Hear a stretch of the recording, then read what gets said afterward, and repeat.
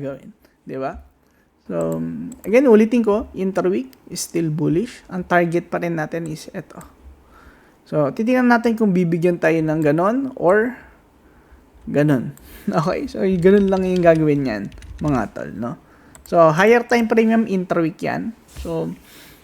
So pagka binaba natin sa lower time frame, so hihintayin natin ngayon magkaroon ng bullish pattern dito sa New York.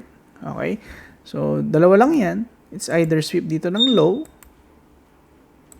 or inside or sweep ng low and then the reclaim. Okay? So, yun lang muna. Hanggat walang nangyayari, hindi ko masasabi kung anong mangyayari. Diba? So, yun lang muna. Yun lang muna. Bitcoin update. Gaya na sabi natin, meron either breakout nito or sweep dito. Okay? So, ang binigay sa atin is breakout dito sa mid area. So, bakit? Una, tingnan natin ang bias natin dito. Buy. And then, binigyan na tayo ng buy signal sa daily. So, eto, ano yung sabi natin doon sa may video, previous video? Sweep ng low or inside. Pero dito, ang binigay sa atin is sweep. So, binigyan na tayo agad ng trigger. Pagka-trigger, binigyan na tayo ng profit dito.